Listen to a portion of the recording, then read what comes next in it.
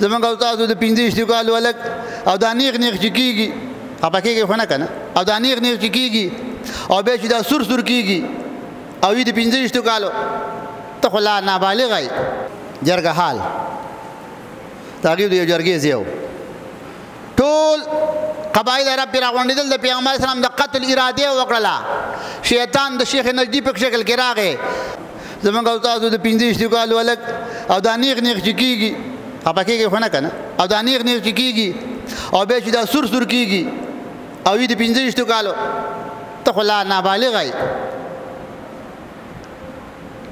څلوېښتو ته ورسېږه بیا خبرې کوه شیطان را نووتو دروازه کې دی تپوس وکړو یو قریشي ویل څوک یې ویله لکه خو ستاسو خورایه هم د قریشو راننوت څادر یې په سر و شیخ نجدي په شکل کې راغی د مشر چې کېناست جرګه ولګېدله ویل د دې پیغمبر سره څه وکړو د محمد سره چا ویل پوښي وتړئ او ویې شیطان ویل ما هذا بالرأي داسې مشوره خو نه ده شیطان ناست ملګري دي یارانې دي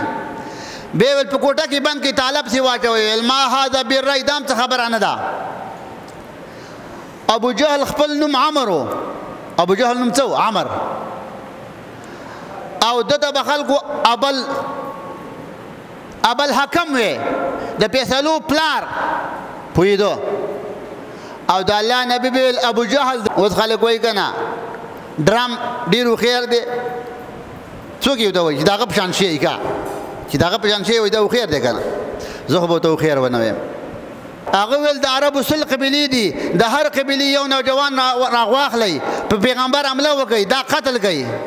مړی به غواړي که نه د چا نه بیا غواړي 100 قبیلې نه خو مړی نه شي غوښتی او که دیت یې غوښته نو 100 خان دي یو اوښ به ورکړو شیطان په لنا باندې ډب ویل الرأي ما قلت ویل د دې هلک خبره صحیح ده